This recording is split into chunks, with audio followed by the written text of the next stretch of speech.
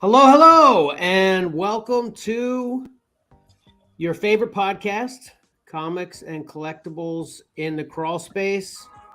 As usual, I'm your host, your fifth favorite podcaster, Kevin.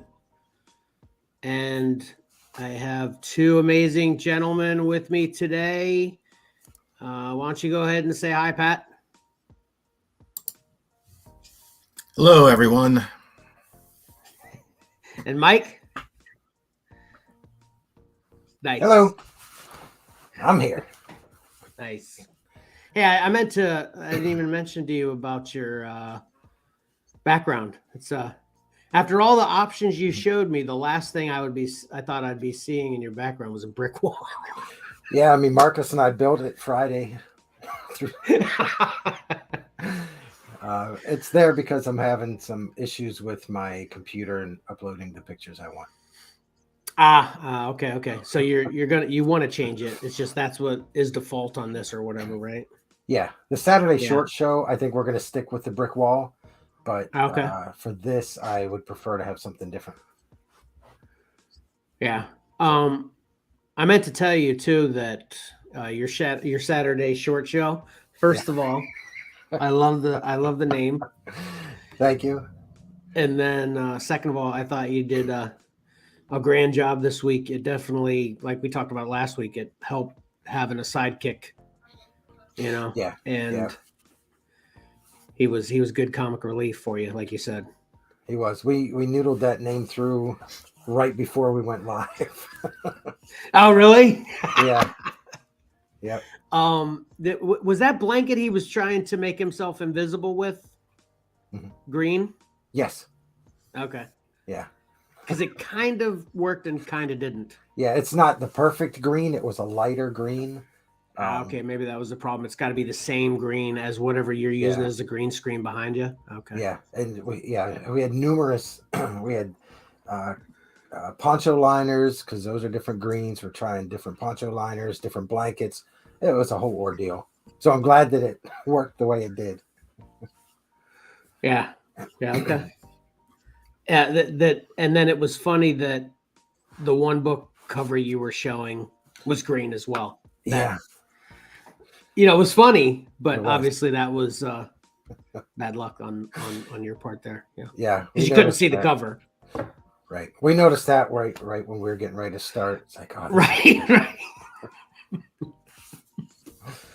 So. Need to think about those cover colors you pick, I guess. Right. Now that's another factor you have to decide on what we're going to list on eBay. Yeah, so we'll never see a Green Lantern, a Green Arrow. Right. Or maybe we will. You never know. It might be funny, That's true. But at least, maybe we'll still sell them, but they'll be shortened as far as time. You'll see them on the Saturday short show. Right. Saturday short show. That's what makes it even funnier as you say it. What do you think of the whole green screen thing? I don't know how I'm going to work it here, which I definitely want to. Yeah, well, I'm in a completely different room of the house because it wasn't going to work where I was previously down in the library. I had to move. But they have like those old projectors, like from when we were kids that, fold up and then go down. Probably. Put them up and then you raise them, right? I mean, probably, yeah. Yeah, that's what I was thinking about getting.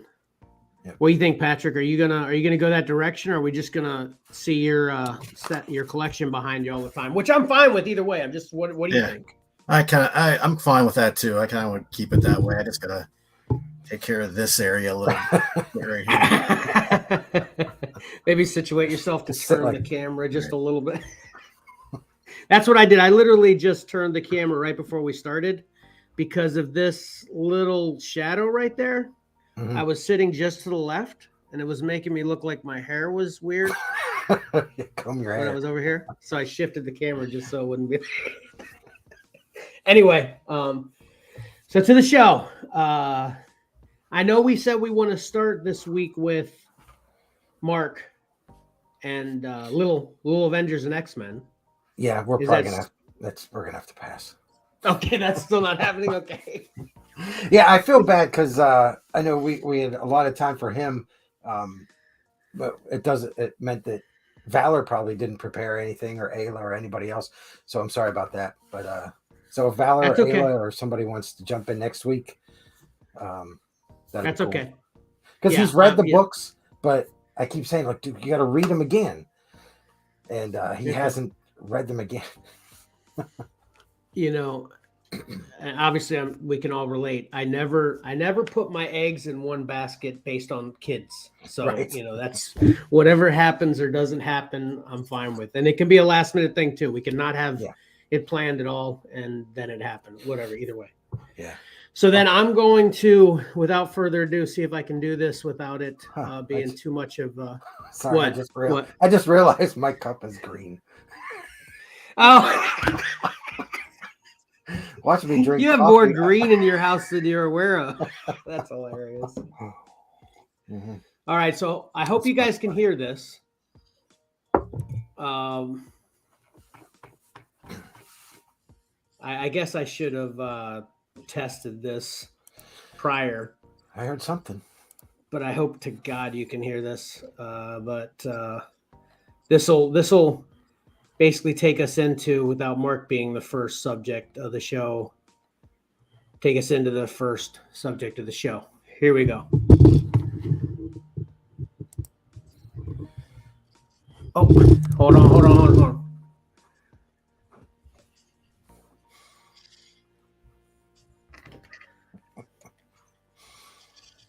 Sorry, sing and dance while I'm doing this.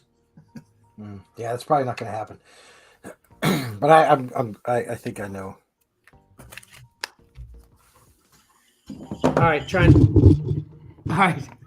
again. Okay. Here it goes.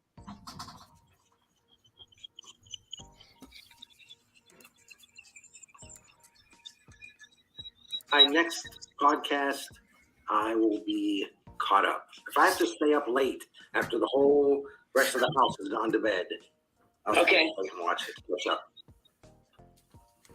Did you hear that? Something wrong with my right there. I did hear that. Nice. I told you. I know. Told you I'd get it. There it was.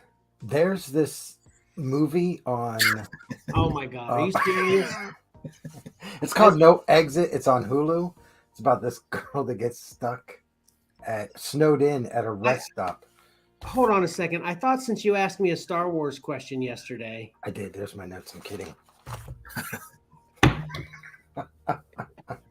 I hope you don't assume I can read those notes from here.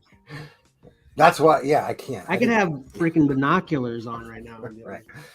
Yeah. Okay, good. Okay. So I just wish somebody would told me how awesome the last 3 episodes were.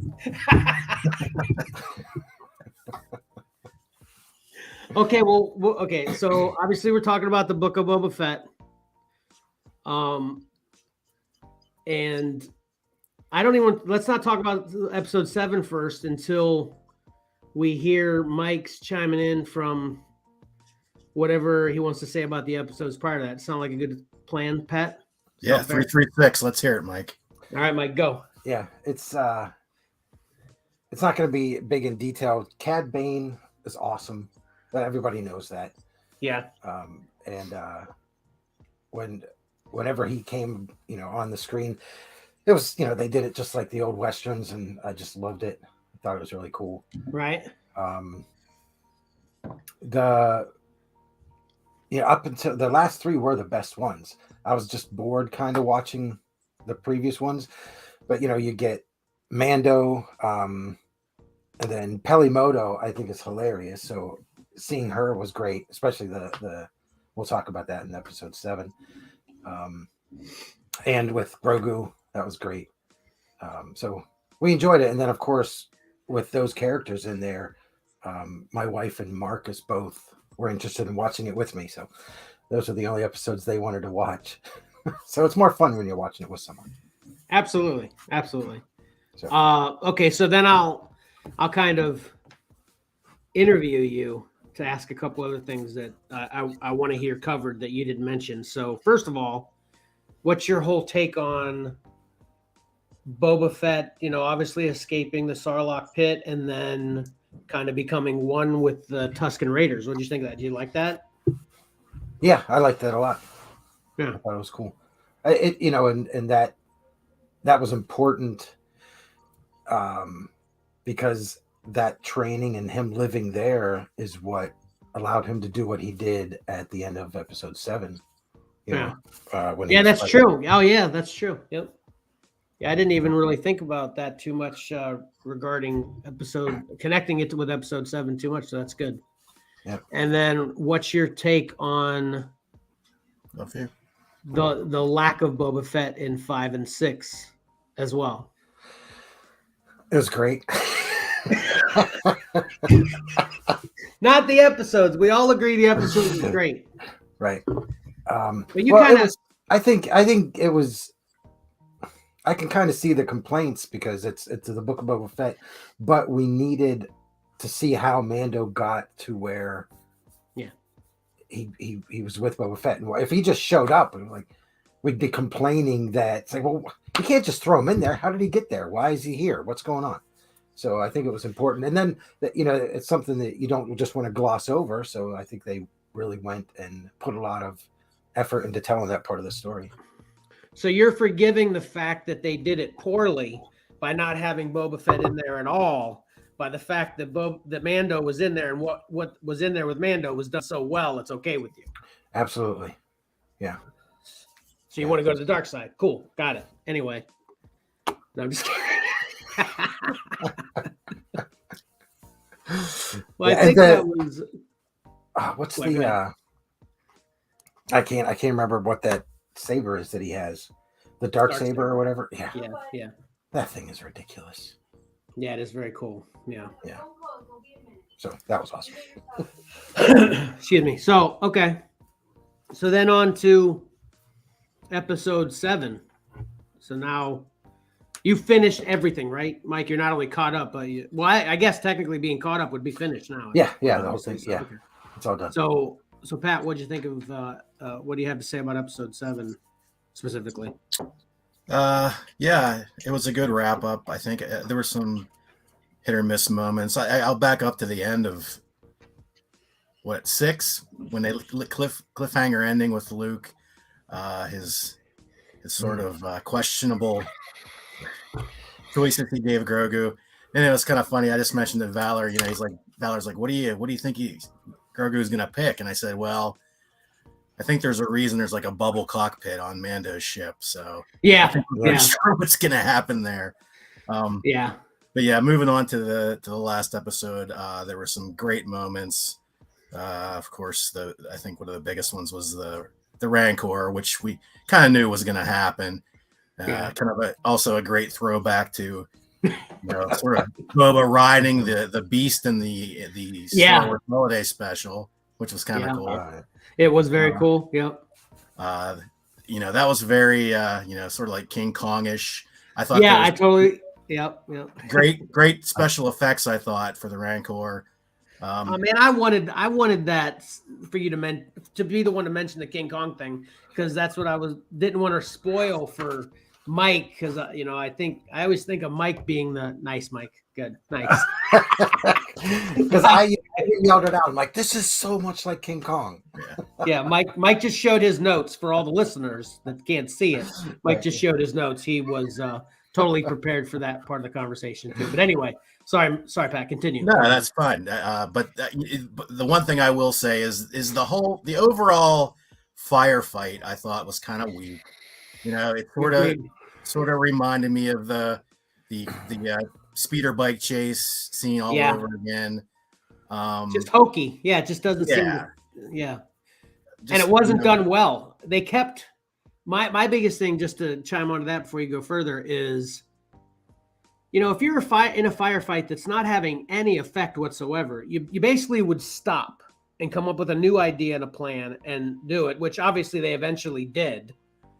But they just kept. I felt like there was it probably wasn't that long, but I felt like it was probably like 10 minutes of just them shooting at the shield when they know it's not having any effect whatsoever. I'm like, why are you still shooting? Yeah, we felt the same way. And tell me this, Kevin. I always thought like those energy shields were they were just protecting from energy. I thought physical objects could get through. Yeah, that's what I was going to say that too. When he couldn't get through it, that was totally not the way Star Wars has always been too. They were able to just kind of go through it. I mean, the biggest time you see that is in the Clone Wars movie cartoon. They just walked right through it, and but then they addressed that, I think, in episode 1. So yeah, it's always given us the impression that those bubble shield things, you could just go through it. It just, like you said, protects it from the lasers and incoming fire in other ways. So the I don't know why they changed that up, but I guess they had to. Yeah, right. Yeah. Maybe that's what it was. Yeah, right. Well, obviously it was an upgrade with the size of it. I'd never seen one obviously that huge before anyway. So maybe that's part of the excuse we can give it as well. And I'm all about giving them excuses for doing something different. So. Yeah, for you to talk me into liking it. Yeah, exactly. Chelsea had to mention too that during the firefight, they showed one of the street vendors in the midst of this huge firefight. There's a vendor still selling his wares. Yeah. And another firefight sequence that I thought was pretty hokey. And, I know they were doing it to make Mando and Boba have this, kind of teamwork cool moment when they both got shot from above behind and they both simultaneously turned around and boom, boom, boom, they shot them, which was fine. That was cool. But I thought it got hokey when the entire time the guy is slowly falling out of the air to the ground, they keep shooting him. They wanted to represent how good of a shot Mando and Boba are all of a sudden. But that guy got shot like 150 times after I would have assumed he was dead from the first shot. It's like, why are you still doing that? Yeah, because the fall's going to take him out if the shot didn't. Yeah, and then even if the shot didn't, he's going to die from the fall. But they had to shoot him 100 times down. It was kind of kooky, but anyway. Yeah, that was funny. Yeah, and I do have to mention one thing that I'm fearing my brother. If you remember a few podcasts back, we talked about the biggest sticking point my brother had was Jin's disappearing jetpack back in the Mandalorian. Oh, yeah. Right. And so sure enough, Boba fires his rocket and he doesn't have a rocket for a few scenes. And then all of a sudden he's got his rocket. Yeah. I guess I'm glad you kind of mentioned that because, I'm on this editing journey right now. I finally got our Thursday podcast up, or the Thursday live stream edited and up as a podcast yesterday because, man, editing is agonizing for the best way.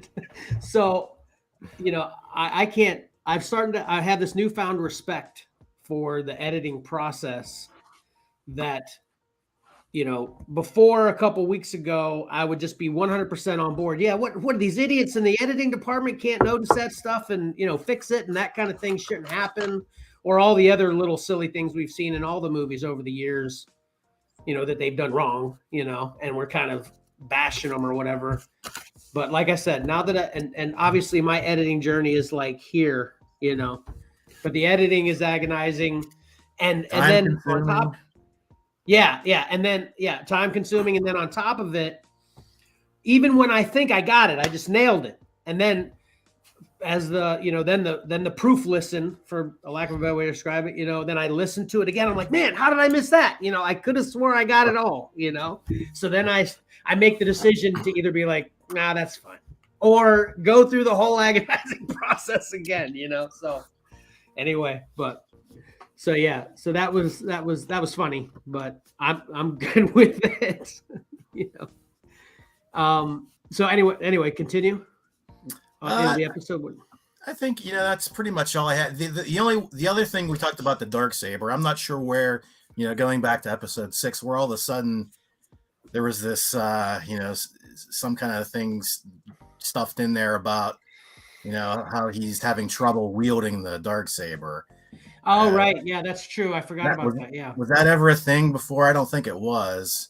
I've never heard about it before. Yeah. I'm not sure why they needed that, but Again, here we are. We're nitpicking very minor things. Overall, it was a great episode. Yeah, it was a great episode. Yeah, I loved it. So the only thing I wanted to add on to it as well is I was really shocked that they killed Cad Bane. I thought Cad Bane being there and everybody loving him so much, it was going to be like kind of like the Clone Wars cartoon. He was a big part of the Clone Wars cartoon after his appearance. And even when he'd go a few episodes without coming back, without being in it, then he'd come back and they'd keep reusing him, which was great every time. Arguably, every time he showed up and they did more with him, it was better. So I was expecting the same thing with whether it be Book of Boba Fett continuations or put him in any other, live action Disney Star Wars show that they're going to have in the future, but they killed him. So I was like, what? Yeah. I agree with that. But one thing I think they're allowing for is they can go back and tell older stories. Yeah, that's true. Yeah. So that's the only out for it. But yeah. And I've also heard a lot of people commenting that, is he dead? Because he had like a little light on his vest blinking or something. No, that's true. That's always a thing. Yeah. And that also brings up a point. I hated how he looked stiff as a board when he was lying on the ground. Did you notice that? His neck, his head didn't go back against the ground. It was like just stiff, Oh, I didn't notice that. I didn't notice that. But I thought you were going to say about it was kind of, again, just kind of seemed a little off with the way they had Boba Fett kind of die. Not die, but when he beat him, before he killed him. And he beat him down and he got his helmet off and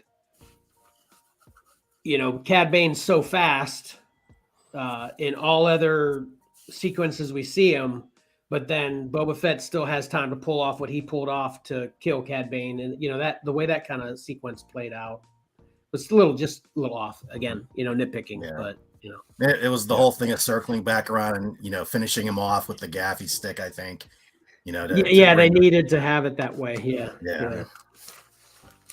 So, all right. So overall, then I give, I still can only give Book of Boba Fett the whole season, like maybe a 7, because of my bitterness of leaving Boba Fett out in essence for 2 episodes. And then the better parts being mostly because of the Mandalorian as opposed to him. Maybe even a 6. I don't know. What do you guys, on a 1 to 10 scale, what do you give the season? The season, I would say an 8. I see where you're coming from because Boba Fett's your favorite character. So you're going to want to see as much of him as you can. But I think an 8, 8.5. Yeah, I enjoyed it. Nice. What do you think, Pat? Yeah, I jumped right to an 8 too. So Kevin, do you think your whole mindset would change if they just would have marketed it differently? Yeah, the things you were mentioning in the other podcast, if they would have kind of set it up that way, whether it be a shorter Book of Boba Fett season, and then, if they would have done it differently, it probably wouldn't have affected me as much either. It was, like you said, it was kind of a bait and switch thing for a couple episodes there. Like, it all came back around with 7 as well, with, obviously Boba being a big part of it, making me happy again, which partially made me even angrier at 5 and 6. You know what I mean? So, if they would have marketed it differently, it probably would have. Yeah. Hey, did you guys? Again, I just need an excuse to forgive. Right. Well, did you see? It was one of the funniest parts when Pelimoto showed up and Mando was on the back of that little carriage thing, and they crashed, and her tooth went. Yeah. Holy cow, we were laughing so hard at that. Yeah, we didn't even mention that sequence either. Yeah, that was very funny with her coming in. Yeah. Which I don't mind her. Doesn't she kind of seem like the, whatever you want to call it, Jar Jar Binks kind of Ewoks effect of the show? She needs to be this hokey, non-serious player that is a part of the mix, but nobody takes her seriously. Kind of, right. She's like that character, Yeah, she's like the comic relief of it, but not as annoying as the other two that you referenced. Yeah, she's great too. Right. You know, Amy Sedaris. I've liked her for a long time. My wife is actually a big fan too. She seems like she's an actress that sort of maybe got her break a little too late in life, but she's extremely funny. What else has she been in? Glad they used her here. They've used Jon Favreau's along the way. Say it again. I'm sorry, you're breaking up, Pat. I'm not sure where we were at there. Can you hear me, Pat? Go ahead. I didn't hear what you said. I've seen her in. What else have I seen her in? I don't really know her.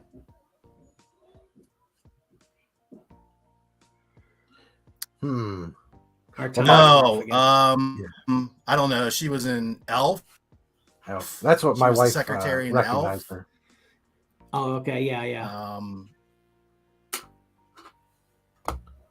Yeah, she's she was in a series called Strangers with Candy. Yeah. Oh, I've never seen that one. Yeah. I think our timing's off again, Pat. Yep. Damn it. We'll just roll with it.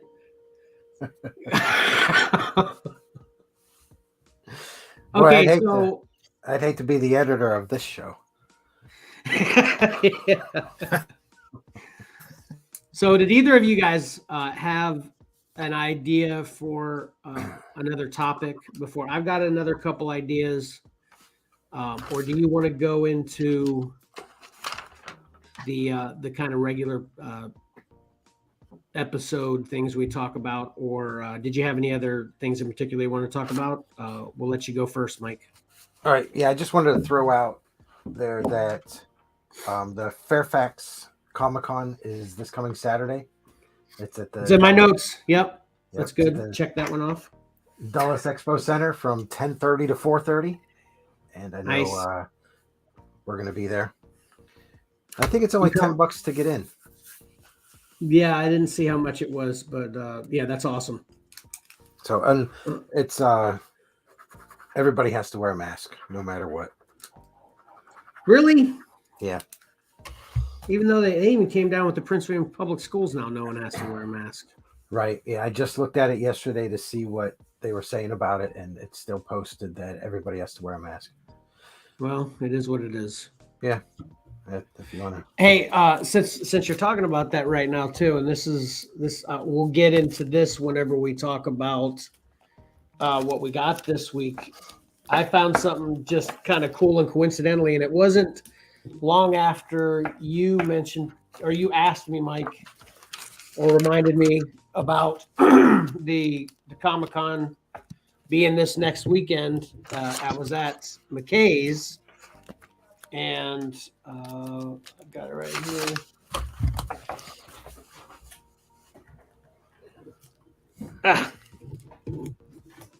Sorry.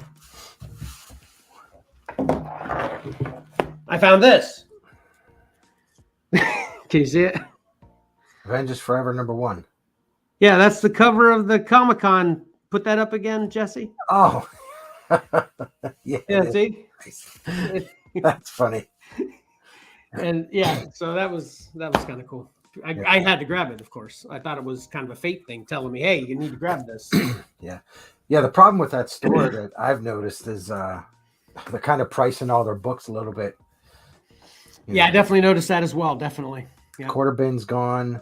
You'd be lucky. There's some 99-cent books in there, some 85-cent books, but starting to see a lot of $3 books, $6 and $10. And $10 books. I saw a lot of that. Pretty much everything I wanted to turn it over is $10. I was like, okay, pass on that. Yeah. Yeah. I mean, it might be a $10 book. I'm not looking for that book for $10. I'm looking for that book for 99 cents. Yeah. I had that same experience yesterday at a flea market. This lady, first of all, she had a $30 sticker on a book that it was a book that's probably worth $30. If it was a 9.8 in a CGC, no, even if it wasn't in a CGC case, if it was just a 9.8, it's probably a $30 book. Yeah. But it was all banged up. She literally had it in a Ziploc bag. Oh. Yeah, and chilling in a bunch of boxes with a bunch of books in Ziploc bags, no boards. Yeah. Spine is just more ticks than non-tick areas, you know. Yep. A couple creases across everything, the whole joint, and she wants full price for it. And it was funny too. I'll just tell the story now too. I offered her 5, and I actually said to her, I said, "Hey, listen, I don't want to insult you, but you know, I figure might as well just take a chance because I don't know when the last time she actually looked at it or if she even marked it, you know." Right. Yeah. So I said, "Would you take $5 for this?" And she's like, "I don't know, $30 book. The lowest I could go is 20." And then I started to talk to her about it, but then she wasn't having it. She's like, "Yeah, that's all okay. If I don't sell this, my nephew loves Star Wars. It was a Star Wars. I think it was 8. But anyway, she said, "I'll just give it to my nephew." And I was like, "Wait, if you don't care about it at all, why not just sell for $5? But if you do care about it, you know." Anyway, so and I was just like, whatever, and I started to walk away. And I thought she was fine, but she was obviously rubbed the wrong way because I got like 2 rooms away from her, or 2 areas of sellers away from her, and she yelled, she's like, "You know, I'll find somebody that wants to pay what I'm asking," like really loud, like way far away. I was just like, daggum. I mean, good luck to her if she does, but in the real world, what I said to her. Yep. You know, it's somebody selling something, they don't know what they have. It's the way you described it. It sounds like it's a $5 book, not a $30 book. Yeah, exactly. Yeah. So anyway, we got off track there, but yeah, Fairfax Comic-Con. So we'll be there. And I was actually thinking, kind of already pre-thinking about what we've talked about in the past, where we could have, record some things while we're there and then add it to this when we're talking about it. That'll be a cool experience, you know? Yep. Hey, Pat. All right, Patrick's back. Can you hear us on time and test yourself so we can hear you on time? You just finished up right there. Boom.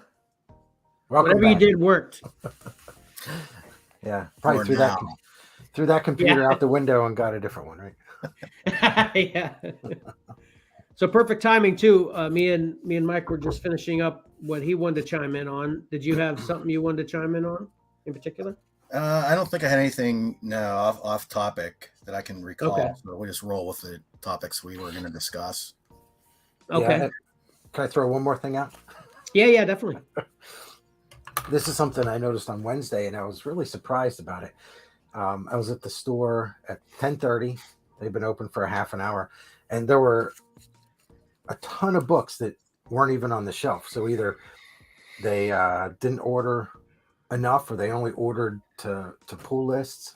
But I mean, there were books like Berserker #7, Department of Truth, Saga 56, not a single one on there. Strange Academy 16. Now that one, I imagine maybe after they ordered, people started adding it to their list. Supermassive #1, Miles Morales 35, Ghost Rider #1, and High Republic Adventures #13, which that series only has one more issue. I was just surprised that a half an hour open and those books weren't even on the shelf. Did you ask our man Troy what was going on? No. Because the books that I wanted were on my pull list. Oh. And it's something that didn't dawn on me until later on when I found Supermassive at a different store, and I thought, okay. And that's what got me thinking. I was like, half these books weren't even on the shelf, and that's disappointing. They weren't just all independent, odd books. Yeah. So. Yeah, it seems like there must be some kind of reason. Yeah, if I would have, I don't know, if you didn't think of it while you were there, I probably wouldn't have. But I didn't even make it up to get the new books this week because I was just there on last Saturday getting last week. So I might have to get into some kind of Saturday cycle anyway, as opposed to going every Wednesday, since I'm trying to not get as much as I want, trying to cut down anyway. So it makes it easier that you're not picking as many books off the wall because they're not there by Saturday. Right. Exactly. It makes that easier on me. Yeah. So what I wanted to ask you guys, and this kind of goes with the whole flea market story I just told too. That's kind of a not a regular topic. Is what is the worst condition that you'll buy a book for? Now, before you say anything, I know the answer is going to start with, well, it depends. Okay. So I know if you find an Action Comics, it could be in half and you'll pay for it if it's what you can afford, whatever. But I'm talking about, nothing super special, just what your typical standard is as to what you'd even grab out of, let's say, a quarter bin, or obviously a dollar bin being more common. What's the worst kind of condition you'd pick up a book in, and kind of simplify it too, with not trying to go with a 7 or a fine or whatever. Kind of describe what you couldn't take or what you can. I can start if you guys would like, but I so I actually fell to my standard yesterday. If we would have asked, if someone else would have asked this question a couple days ago, I'd have been like, nothing. I'll grab it. If I want the book, I'll just take it. But there was a long shot number 6 that's a 6-issue limited series. The long shot limited series. That's Art Adams, right? Yeah, and the sentient Art Adams. Yeah. And number 6 was there. And right now, I think I have 2 and 3. So I needed it.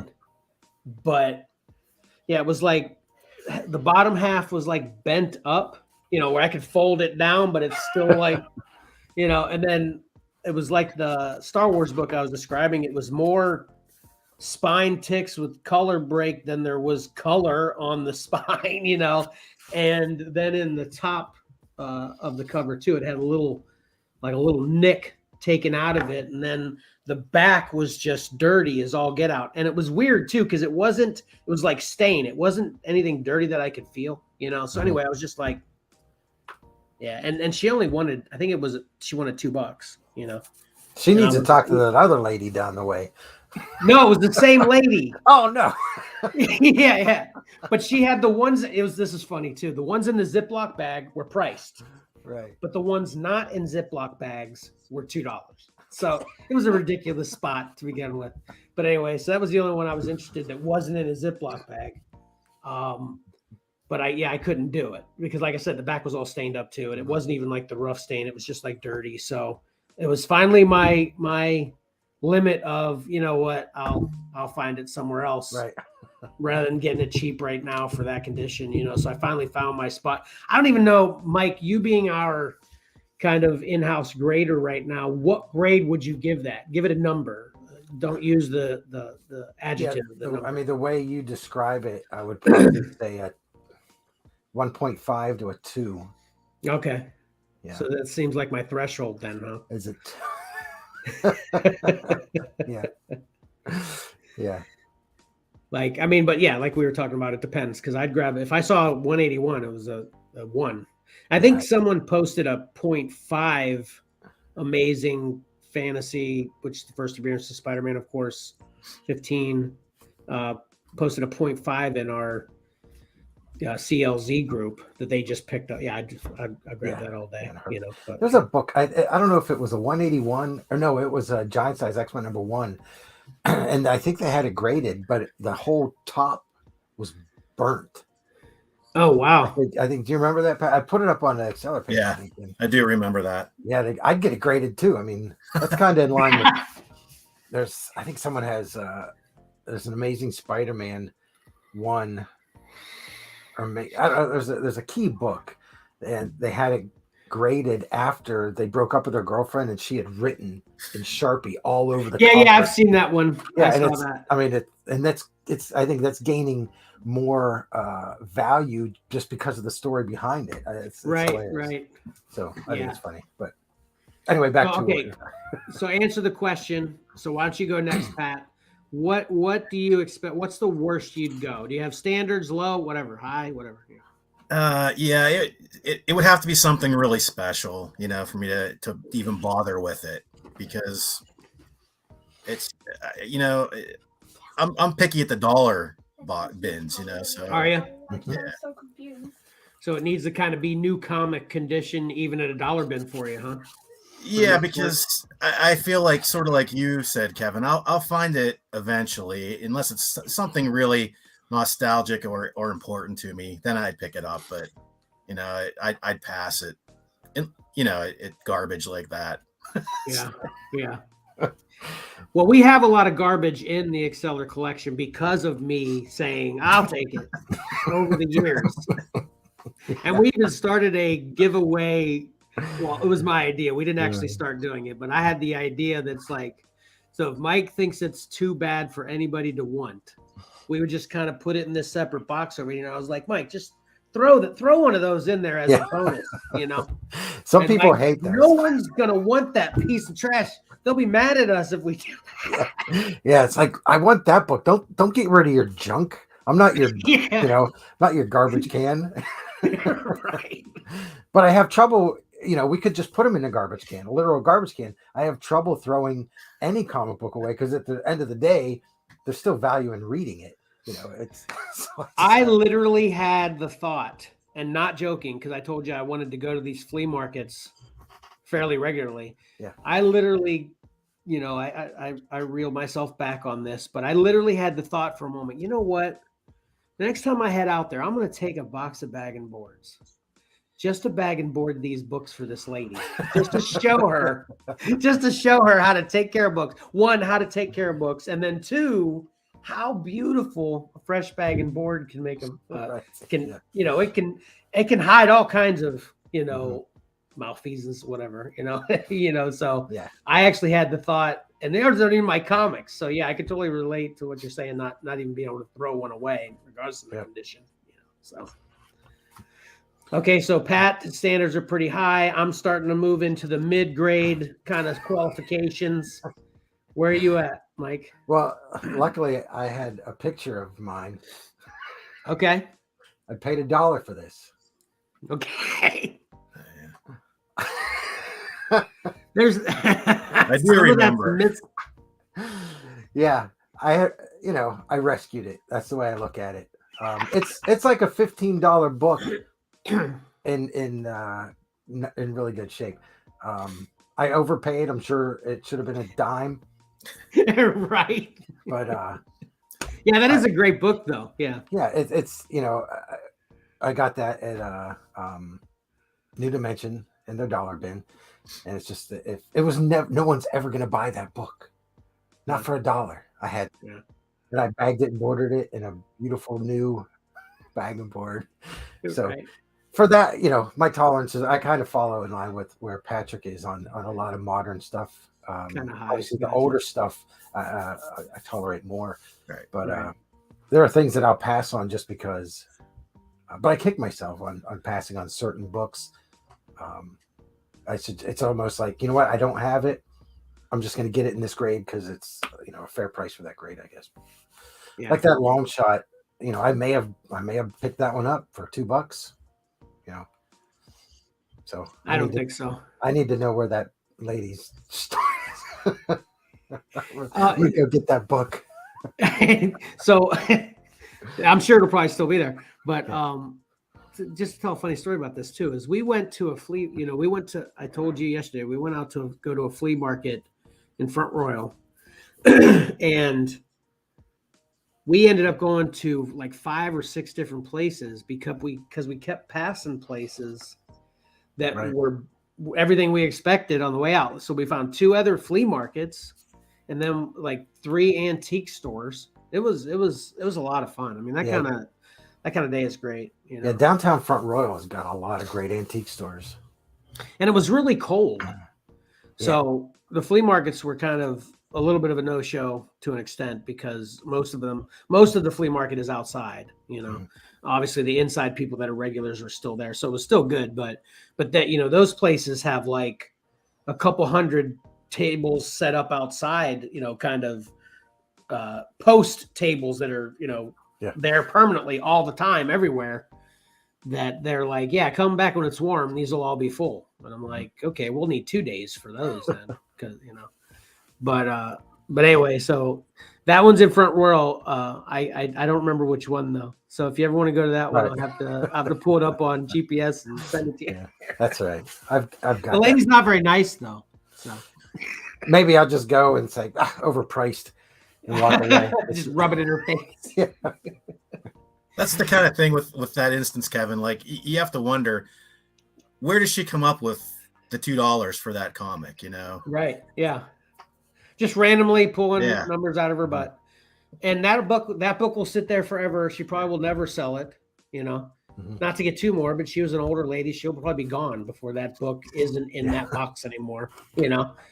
So yeah, it's just crazy to me. That's what me and Jesse were talking about. We actually want to do this because we didn't even know about these kind of all the time posted tables that are at these flea markets. You can literally just drive up to them, park your vehicle, put a bunch of stuff on the table, and then the flea market runners come around and just collect 10 or 15 bucks, whatever it is for the day from you later. Wow. You don't even have to talk to anybody. You just go up to it and put your stuff on the tables. And like I said, there's literally hundreds of them, you know? Yeah. So it's very cool. Yeah. Could totally be a last minute thing, which will probably happen. We're going to take like 3/4 of my shed outside and just throw it in the back of the van and put it on the table. I mean, some of these tables are ridiculous too. People literally look like they were just putting stuff on there that they just got out of the trash somewhere. I'm not even exaggerating. There's some that were so ridiculous. It's like they had nothing better to do, so they wanted to pretend they needed to be there. Had like 6 things. Like one guy literally had 8 things, and these tables are, 6 by 5, and then it's got 2 sides of 3 by 3s. It's really big, and this guy literally had like 8 items. Wow! Like two of them were rusty. And incidentally, we ended up buying 3. Incidentally, we ended up buying 3 items there. I'm not even kidding. He had these old bourbon bottles that are this kind of style that Jesse's looking to decorate the house in now. Yeah, we took 3 of those, or 2 of those actually, 2. But anyway, wow, it sounds like a good day for that guy. Yeah, he was happy. So anyway, so that's a good segue, us talking about our standards for buying stuff and all this buying conversation, for us to get into what'd you get this week? Nice. So what'd you get this week, Mike? Well, I got, let me find my picture of it. I got this because it was in such beautiful condition. Uh-oh, here we go. There we go. Oh, nice. Sinister House. I'm trying to put this run together, and nice. Yeah, this thing was just gorgeous. I love that cover. Yep, I got that for $7.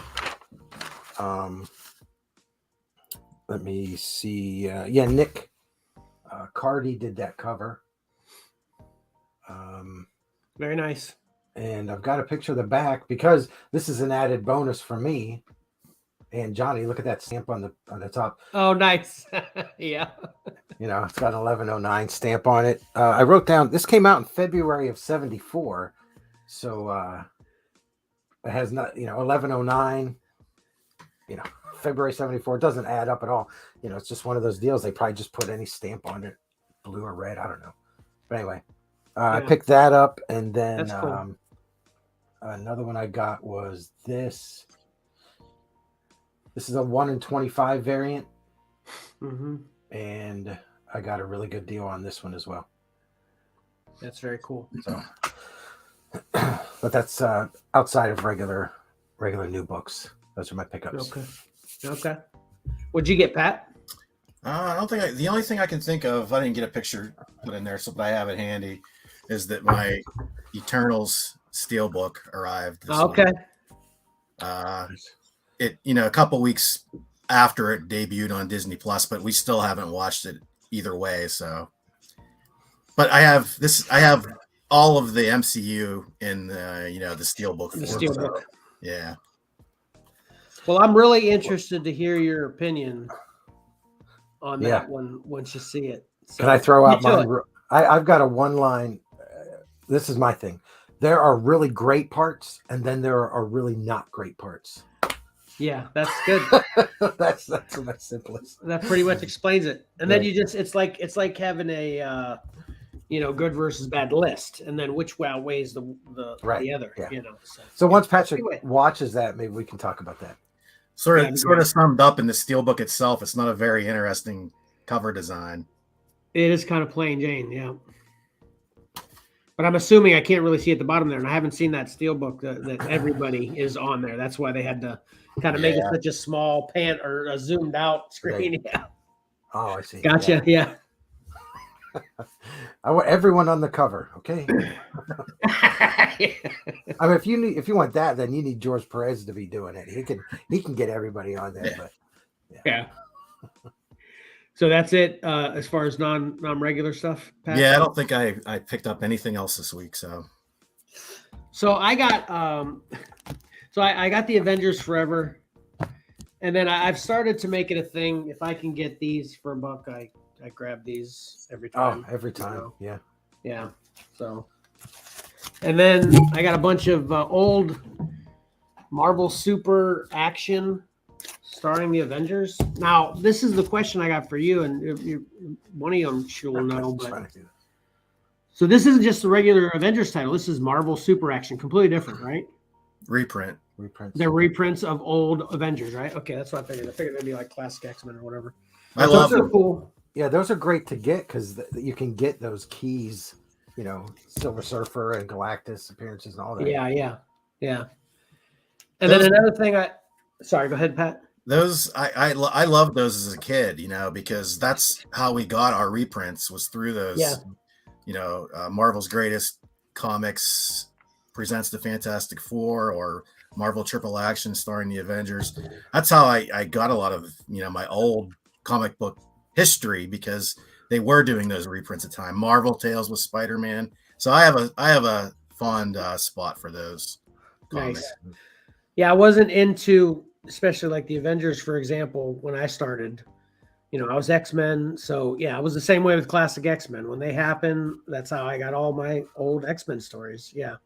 And correct me if I'm wrong too. I don't even know this specifically, but when were omnibuses introduced and trade paperbacks of all these collections? When were those? Did we have those back then? They started in the 80s, I'd say. Okay. Gaining. So they weren't very regular to us, but they existed basically. Yeah. So these were kind of on the newsstand, but we'd have to actually track those down.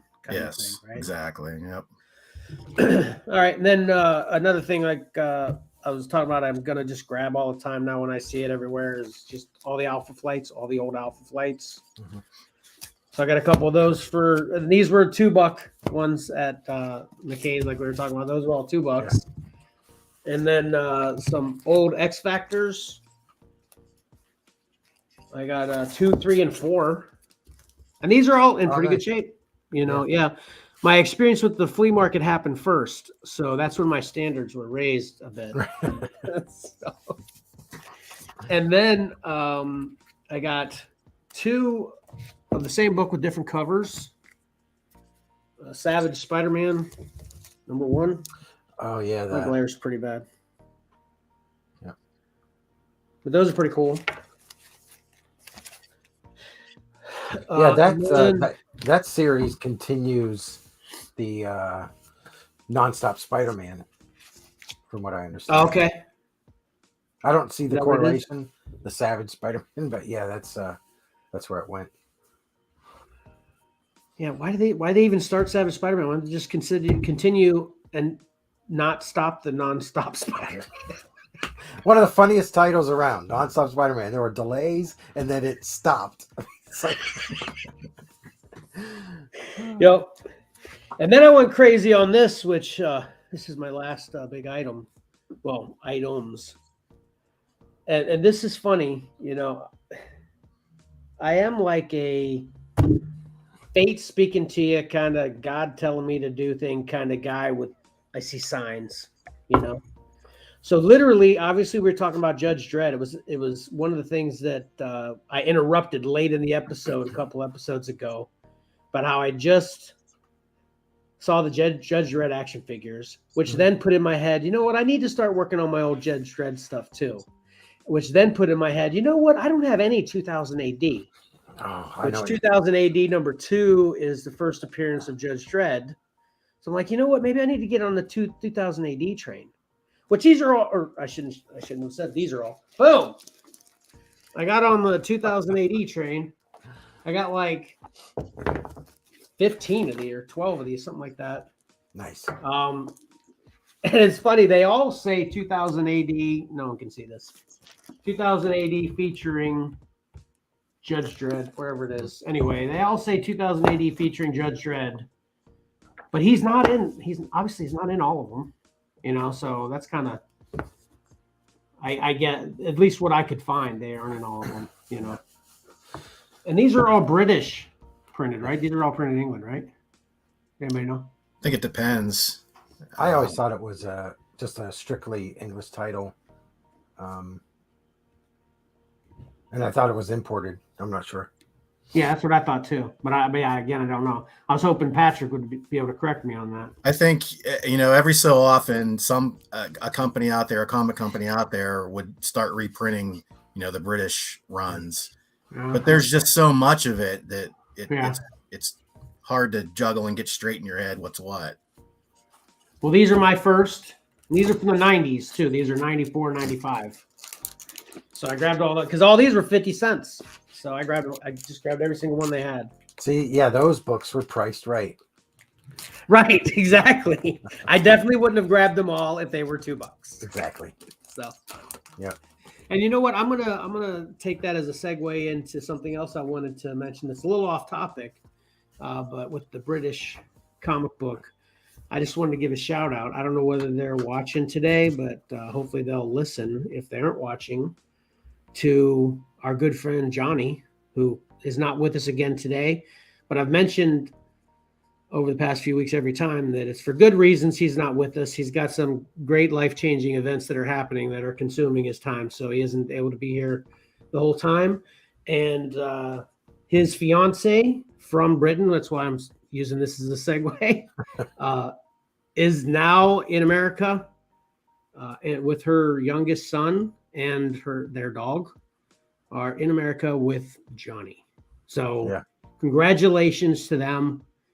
I couldn't be happier for them, especially for Johnny. No offense, Kirsty, it's just I've known Johnny longer. So.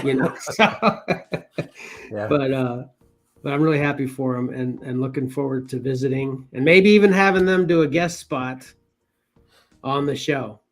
Yeah, I agree. Island is. You can talk about some 2000 AD comics.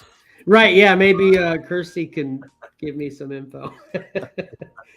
But Island is the name of her youngest son. And he's a spark plug. He's just like full of that. It definitely reminds me of like Mark and, Valor. So, we can get another young boy's perspective if he's interested in participating. He's a real outside kid, though. Every time I see him, he's like a big, and I'm butch. My thoughts are failing me. What's the name of that? Scooter. He's a big Scooter like trick kid and stuff. So he's really cool. But anyway, like I said, I just want to give that shout out. So sure. Awesome. All right. So did we want to move into your top 3 covers? Yeah, we can do that. Segment, Mike. Yep, and actually, I'm going to interrupt myself because there's one other thing I had before that I wanted to mention too. So I put the poll, and I think you mentioned you didn't know where to find this before, Patrick. But when I mentioned this whole poll question thing I'm getting ready to talk about, I mean, if you guys do it, it's great, but I'm getting your feedback on the show. So I'm just talking to the listeners, specifically viewers, that, we have a poll and a question on each and every podcast that I post. And, I do those because I'd really be interested in getting some feedback, especially we're obviously getting feedback from people that are watching the show, but that's a way for us to get feedback from people that are only experiencing the, podcast after the fact. So anyway, I've only gotten one. My best week is one, and it's happened twice. And both times it was Mike responding to my poll questions. Well, I had time. I wasn't watching the Book of Boba Fett. I can do polls all day. So anyway, I just wanted to put that out there that, those are there, and maybe people are just having a hard time finding them, like Patrick was saying, but they're there. So please, try to get on there and see if you can find it and answer those. I'd really be interested in seeing that. So anyway, So Mike, take it away with your cover spot. Okay, this is our pick 3, our top 3 books. I forgot the date. So these are going to be hitting the shelf this coming Wednesday. What is that? The second, third? Third, I think. Yeah. Third. Okay. Third, yeah. So. No. Tomorrow's the 28th, so it'll be the second. Yeah, second. Sorry. Right. Okay. Yeah. Anyway, not important. We all know it's not Wednesday. important. It's Wednesday. Yeah, for anybody who didn't know, New Comic Book Day is Wednesday. Yeah, and to every Wednesday. Yeah, to confuse things, DC puts them out on Tuesday. But see, you just confused everybody. I know. Just treat it all like Wednesday. Yeah. Right. That's new. That's why we're kind of making that joke. That just happened. What's it been, a year now? Yeah, maybe a year. Yeah, then it's been coming out. They've been coming out on Tuesday for some reason. So anyway, go ahead. Okay, so at number 3, we have crossover number 12. This is the B cover. There we go. This is the B cover, and it's by Martin Simmons. And the thing that's so awesome about this is, I think, obviously, this is Negan for everybody that's a Walking Dead fan. And I think this is Clementine. So that's number 3. Patrick, did you vote for that one? I did not. Me neither. Did you, Mike? Yes. There was a tie for third place, and I have a completely non-scientific, non-biased way to come up with who gets it. Okay, what's that? I send the 3, this week it was a 3-way tie. I send the tied covers to my friend who has no interest in comic books whatsoever. And I just say, which one of these do you like best? And that's the one he selected. Do you care if I ask who that is? It's Jesse. Not your wife, Jesse, obviously. No, yeah, no, yeah. You're my friend from work, Jesse. Yeah. I was going to guess that. He's the farthest person from comic books. Right. Yeah. So next we have at number 2, Captain America Iron Man, number. Help me out. What issue was that? 4? I can't remember. Yeah. I think it's number 4. And as we all know, that's Alex Ross. Yeah. It's amazing. Yep, it is. I really thought this was going to be the number 1 book. So, even though I didn't vote for that one, Pat? No, I'm not doing so hot this week. Oh, you didn't vote for this either, Mike? I did not. No. Oh, wow. Okay. Yeah. I love it, though. Yeah. It's a great cover. Yep. And finally, not surprised at this one, number 1, Star Wars High Republic, Eye of the Storm, number 2. And this is by Ryan Brown, did this cover. And yeah, this one won hands down.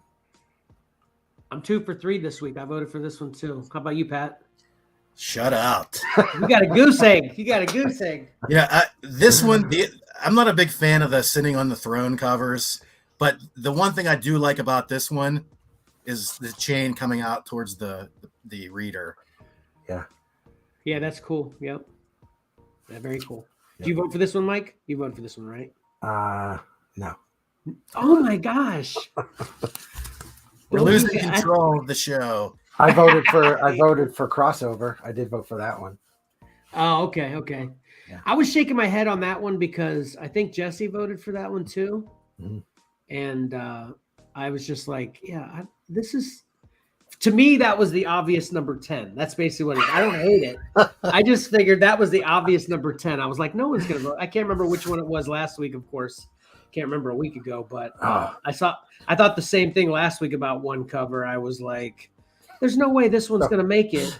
And I was right about it, though. It's got zippy votes. So. Well, do you know what number 10 was this week? What? I'm sorry, Patrick. The Thing, number 5. I think I voted for that, didn't I? Nobody voted for that? Patrick. It was definitely in my top 4 or 5. And I love Dan Panosian. But yeah, just nice. Jesse just chimed in that the wives and kids are taking over the top 3. Hey, I'm still in there. I had a better week than I had last week. Me and these two flipped from last week. I only got one last week, so very cool. Those are great covers. I love that segment. That's for sure. I wanted to tell you guys that the reason I really liked that Mike, brought this up and started this pick 3 is because back in the early 90s, we, this is when my cousins started getting involved in comics and some mutual acquaintances. And we would go to the comic book store, even though I was already by that time mail ordering my comics.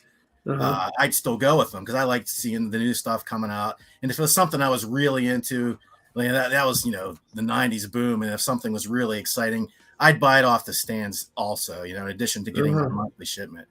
And so what I'm getting at here is, they would take, it was basically the two of them, and they would take their weekly hauls and we would have our cover game battle. It's basically like a war type scenario where they'd put one cover against each other and everybody would vote. Winner would stay on, and then they bring up the next challenger. So this brings back good memories of the old cover game. Very cool. That is a good game. We've done that in different scenarios in the past as well. Yeah. I don't know if we've ever done it with covers before, so that might be a good idea for like a special or something. An all-time cover special kind of. Yeah, I'm gonna write that down right now, Patrick. I need to duck out for a second. Okay.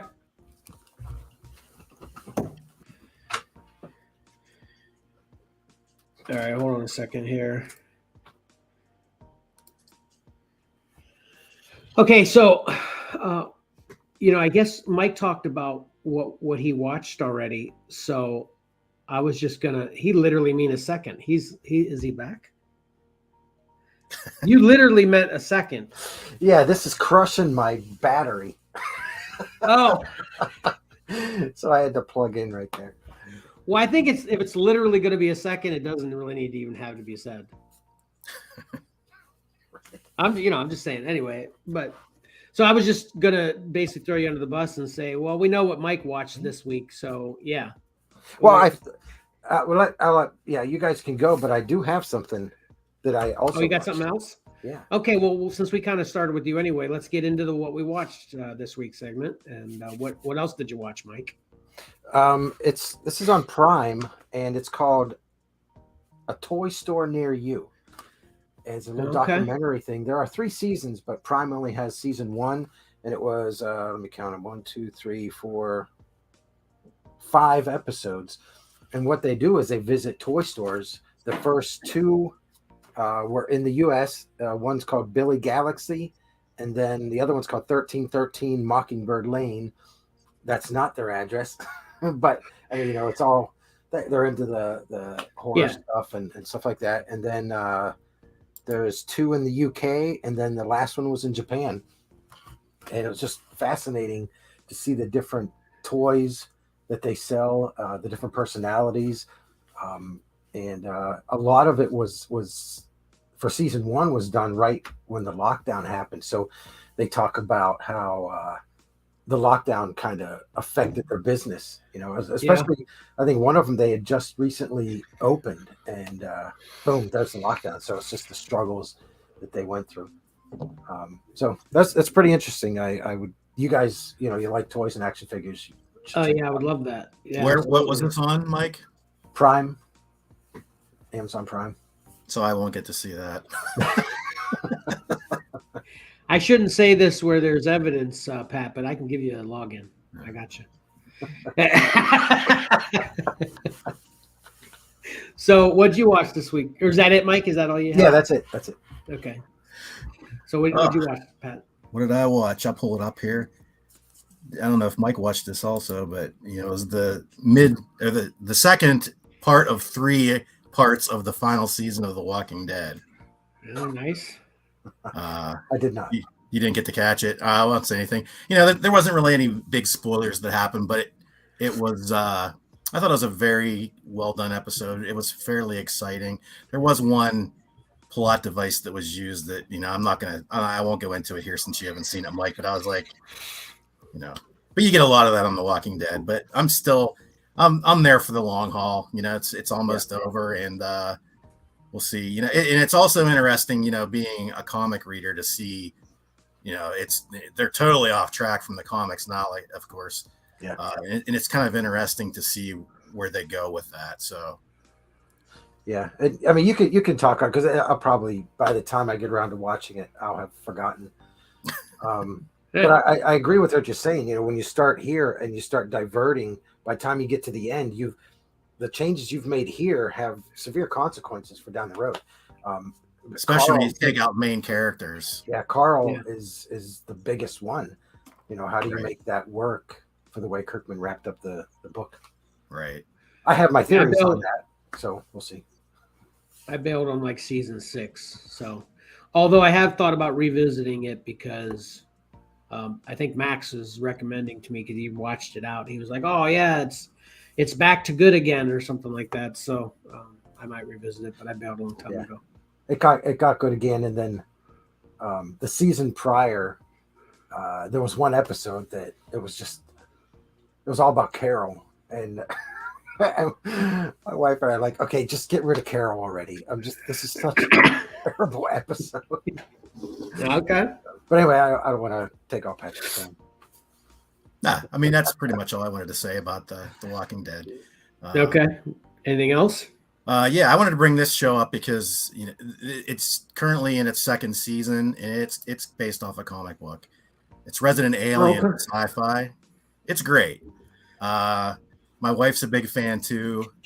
We're both fans of Alan Tudyk, the star. As a matter of fact, I'm wearing my Firefly shirt today. That's a lot of people might know him from that show where he played Wash. Yeah. He does a lot of voice work. He was K2SO, Rogue One. Yeah. King Candy on Wreck-It Ralph. He's great with voice work. And he's just a funny actor. Dodgeball, he's in Dodgeball, one of my favorite comedies. Yeah. He's great. I'm gonna check that out. Yeah, it's definitely it.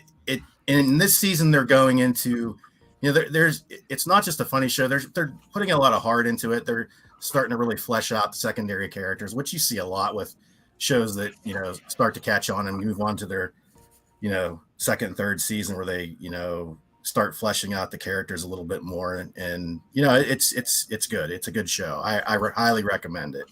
So is my wife. I definitely will. That's right up my alley. That's for sure.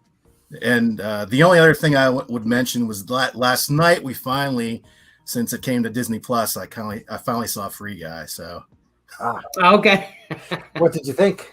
It was good. I'm surprised that the sort of the main battle at the end there was not spoiled for me. I hadn't heard anything about what happened there, so it was pretty cool.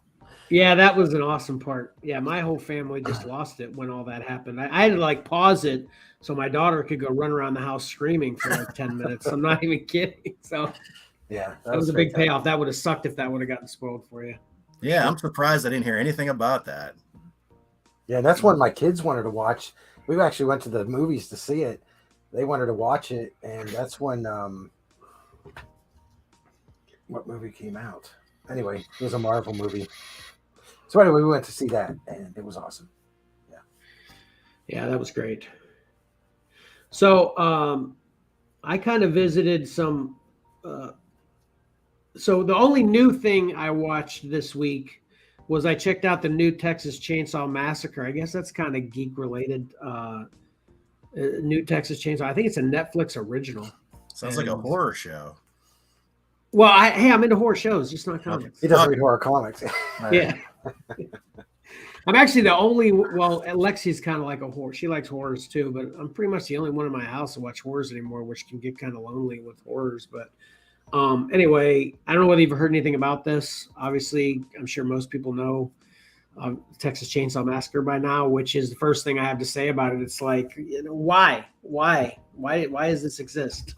But that's why I watched it, because I wanted to see, okay, what does this have to offer me? Why does it exist?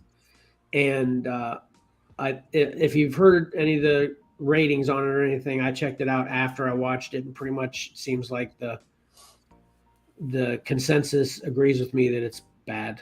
So don't waste your time. It's not done very well in general, in my opinion, but it's basically the same old story we've known forever, just with a new kind of youth cast in it. And, I'm still getting that same kind of modern feel from the last one that, Jessica Biel was in or whatever, which I thought was good. I like that one. So I don't know why they remade this new one. So I don't recommend it. And then we talked about Injustice in a couple of podcasts ago or something about how we were surprised about how they didn't make it like the video game or whatever. But I just decided to check it out and, kind of holds up as a DC cartoon movie. It was good. I don't know if I've watched one where actually I think I watched Batman Ninja where I was underwhelmed with that. The visuals are great. The animation was great, but I didn't like the story and kind of how it went and everything. Did anybody else see Batman Ninja? No, not yet. I didn't really care for that one. But aside from that one, kind of just all DC animation movies are good, So I really liked it a lot. It pretty much followed the storyline of the video game and the comic. If you're familiar with those, they did a pretty good job kind of falling in line with that. So I liked it.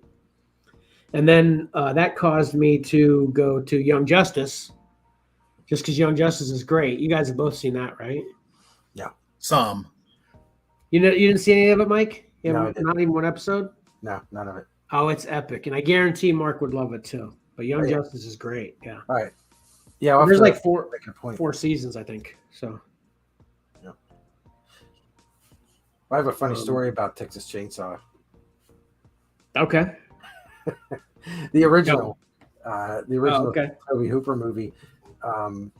In the 80s, my mother worked at a grocery store. They had a video cassette section. So she brought, can you bring this home? So she brought it home, and my brother and I watched it. And I told her, I said, I don't want the edited version because there was no blood, no gore, no nothing. I'm like, I didn't want the edited version. It was years later that I realized that I found out that that's the way he filmed it. And I always thought, I was like, man, that movie had such a reputation for being so terrifying that I thought it was because more of the visuals, but it's not. So that's the thing with the good horror movie. You don't need all that, you know? So that's my first knock. If they over deliver on that, it seems like a crutch. Like they're hoping the gore and the violence and all the, stuff like that is gonna get it over the hump of quality. I don't know, something like that, but so that's a classic. And there wasn't a whole lot of that. Which, speaking of my last one, which is Peacemaker, I gave that a shot. Yeah. Kind of against my own. I don't know exactly what made me start it, but I kind of liked it, which I'm disappointed in myself about. Well, I was told by the guy at the Gainesville store. There's a Marine that works there. And he said it's his favorite show, and he said, you got to watch it. And I said, all right. Wow. Well, I wouldn't go that far, but it's definitely much better than I thought it would be. Mm-hmm. And I have to watch it alone, definitely because of how vulgar and, violent and all that it is. So, but it's good. I just take all that stuff. I can't watch it alone out, and it still would be good though to me, so anyway.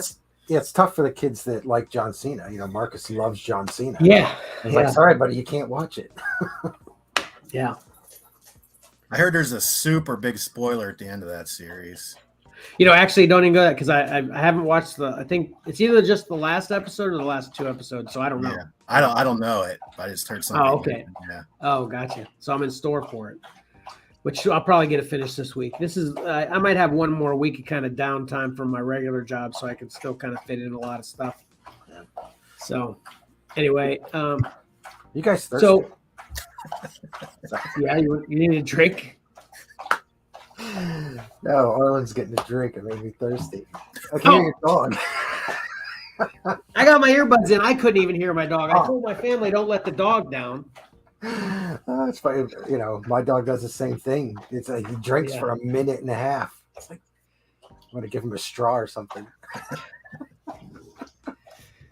Anyway, Go ahead. So I wanted to start another new segment this week. That my family's down here because they can hear me, and they're like, "Oh crap! I forgot about not keeping the dog down." So I wanted to start a new one and kind of have Pat kind of running the show on a new segment with here's the name of it. Just a working title. You can come up with whatever you want to call it, Pat, but Pat's Collectibles on the Horizon. How about that? Not too bad? I can work with that, yeah. Okay. I have something to say before you start, though. Yeah. I gave you a couple suggestions at the beginning of the show, right? And then you're like, with that one cover, you're like, I don't really like this whole throne kind of look, and everything. And literally everything I shared with you was thrones. So I thought that was pretty ironic when you first mentioned that. Yeah. So anyway, Pat, take it away. Okay. So what I would say, what I was thinking with, talking about toys and collectibles is, it's kind of tough. The comics come out on a fairly regimented schedule. You always have your Wednesday drops, but the toy industry, and because of, delays, current shipping delays and things like that, it's hard to nail down when stuff's going to show up. It's also a regional thing. Things sort of work their way across the country. They hit the West Coast first, and eventually they make it over to the East Coast. So it's hard to say exactly what and when, dead on when you're going to find things in the stores. So I kind of would want to attack this sort of like, here's some things that are hitting now that have shown up. There's been sightings and maybe some, new announcements for the week, which works well with what Kevin was talking about at the beginning with, he picked out a few things that were hitting. So, and unfortunately we're also at a bad time of year. This is typically when Toy Fair would be going on, and Toy Fair has been canceled the past 2 years.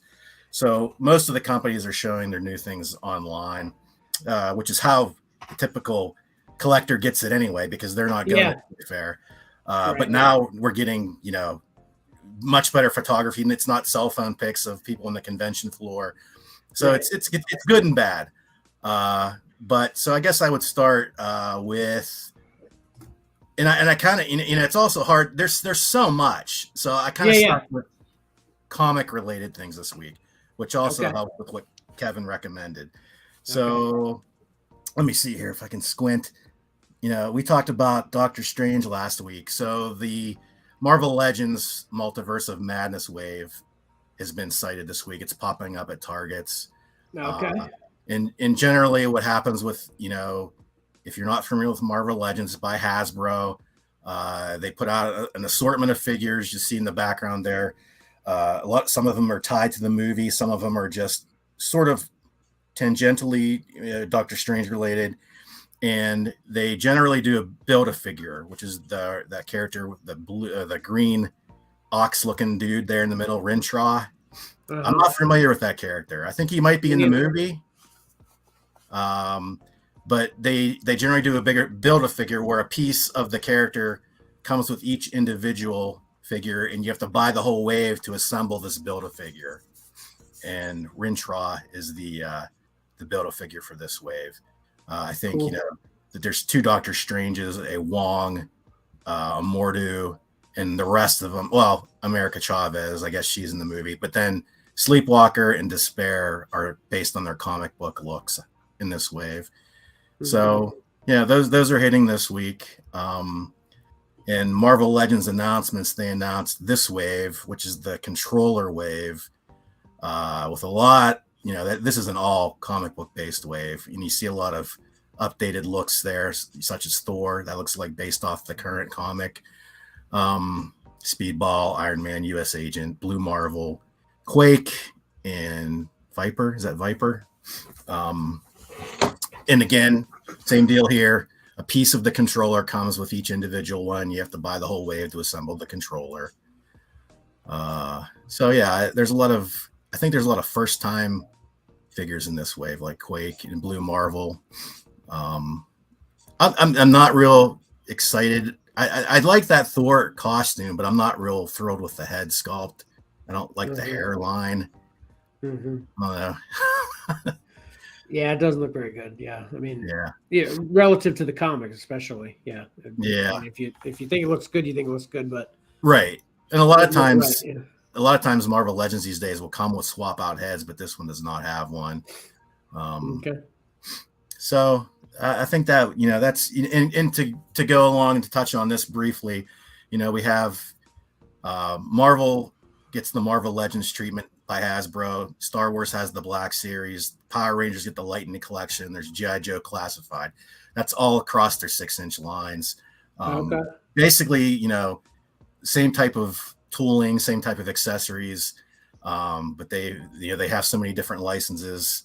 But I wanted to concentrate on comics this week, I guess. But, we can touch on the Star Wars and other things on down the line. I wanted to show, since I talked to Kevin a few weeks back about Jada Toys had their new Batmobile from Batman movie.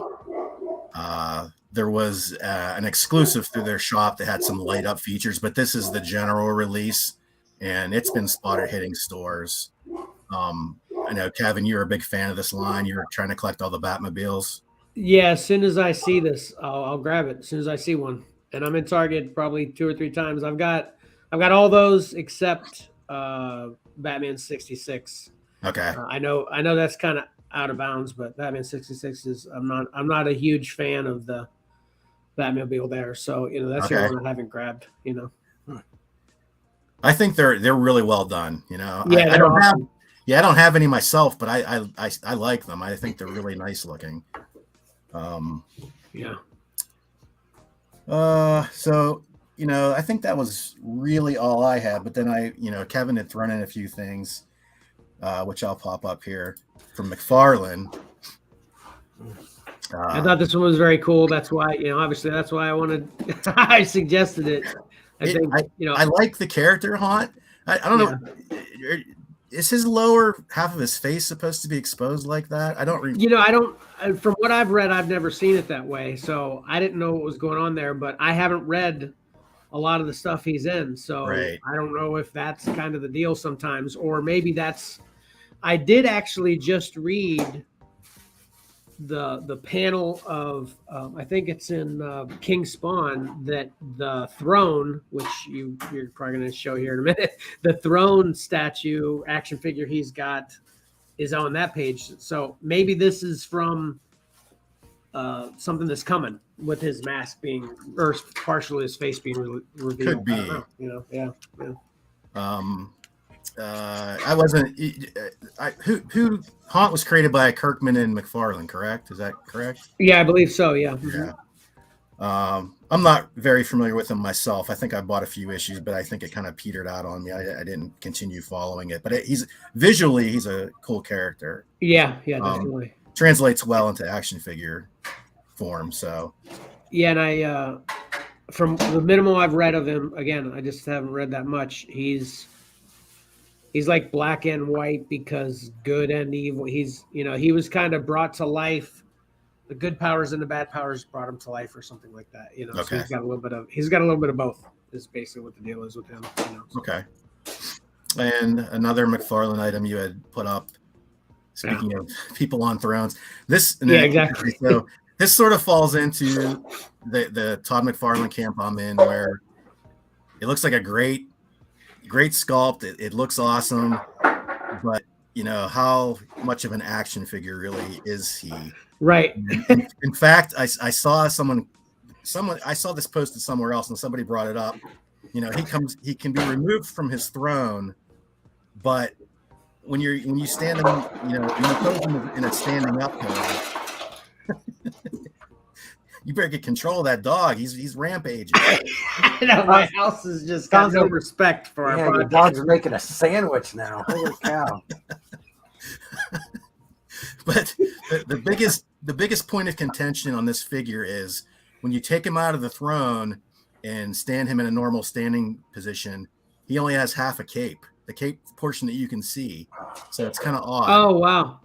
But yeah, actually, Todd was talking about that in his video that they did that intentionally. Well, he said they did it intentionally, so it looks like his cape is going underneath him while he's sitting in the throne. But yeah, I didn't even think of that aspect. If he's considered an action figure when you stand him up, what does that look like? Yeah, exactly. Yeah. That's the McFarlane conundrum. They look great, but action figure, I don't know. But this is right. There's no action. Right. Right. But it certainly, McFarlane is known for sculpting, and it looks great. I like it a lot. Yeah. Yeah. So I think the last thing you put up, which I've seen so much Boba Fett, product out there. I'm not sure. It's okay. It says Gentle Giant. I don't know if is this a statue, you think, Kevin? Yeah. It's definitely just a statue. Yeah. It's like $300. It's okay. I don't know how many pieces it is or whatever. Yeah, so Gentle Giant, they're known for their scanning. They do like real scans of props and costumes and actors. This certainly looks up to their standards. It looks great. Yeah. It was very odd when I was just looking at this stuff this week that I came across, a few thrones. So that's why I was like, you know what, thrones, that'd be a good for. And then sure enough, the first thing you mentioned is that you're not a throne guy. I don't like thrones. Anyway, on comic book covers, it seems like one of those overdone tropes, but gotcha. Yeah.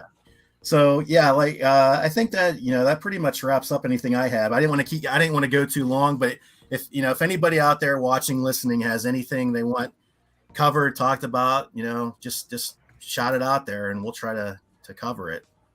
Well, I thought that was great, especially for a first shot. I think every single time anybody does anything with this podcast, it just gets better in the subsequent times. Right.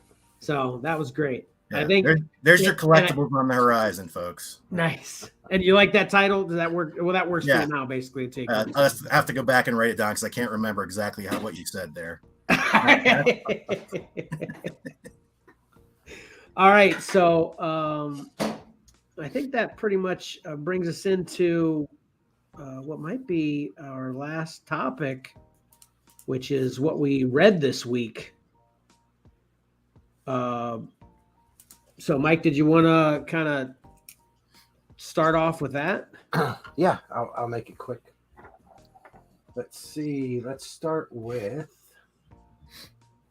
Saga. Okay. Issue 55 and 56. I read both of these back to back, and fantastic. The story picks up 3 years after 54, and I'm not going to talk anything. I'm going to try to stay away from specifics because,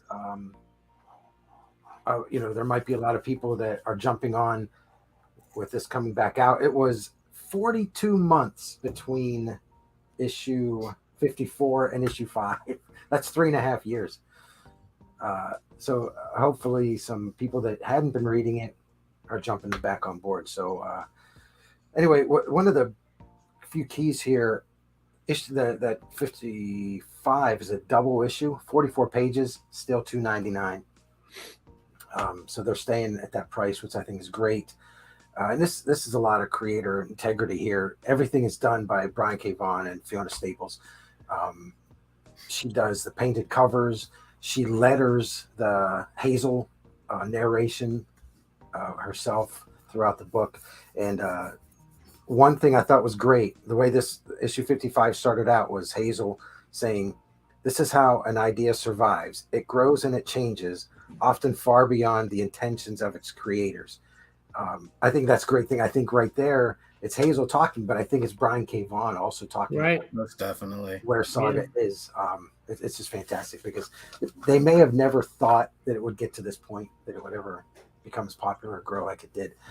So I read those two. They're great. Go check them out. I don't want to say too much because there's a lot that happened 3.5 years ago. And this just kind of picks up. So the next one I read, and this, that is not the cover. That is the interiors. Anyway, This is the cover. It's a variant cover because I didn't like the A cover. This is Life Zero, and this is how awesome the artwork is. Okay. And it's Stefano Vietti is the writer, and Marco Cicchetto is the artist. And Patrick, you recognize him from Daredevil and other things. So Cicchetto being on the book is what drew me to it. I opened it up. It's a zombie book, so I'm right there. And this is about a captain that is in a jail, and there's a fog. The zombie apocalypse happens, so there are. I think they're military, kind of coming in on helicopters to rescue him from this jail. And it's kind of a funny thing, all those zombie apocalypse, and you're in jail. How do you get out? You're just stuck in there. Yeah. So anyway, that's issue 1, and I like that one. And lastly, we'll throw in reading Something is Killing the Children. I'm finally reading my trade. I've read the first 3 issues, and this is just one of the covers that's in the background there. Go ahead. Is that the I just talked to you about this last week. Is that what's killing the children? Yeah, it's funny. You said, hey, do we know what's killing the children? We actually find out in issue 1. I think I told you issue 2. It was actually in issue 1. Okay.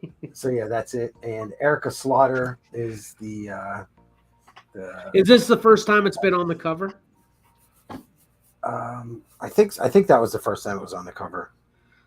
That's even funnier timing that I would ask, do we know what killing the children? And then the next one it's on the cover. Yeah. But I think it's that creature's pretty cool. Yeah, and it's great character design. Erica Slaughter with her blonde hair over her eye, and then that mask is just so striking. Yeah, it's a can't miss. It sure is. And the story, the book is well worth the hype. It's really good. So I need to go out and vote on that. I gotta get back on. I gotta some way, I was kind of waiting for like a collection, a nice hardcover collection, but those are out, but they're really expensive. I know. Would this be considered more of a horror or sci-fi, or kind of sci-fi horror? What do you think?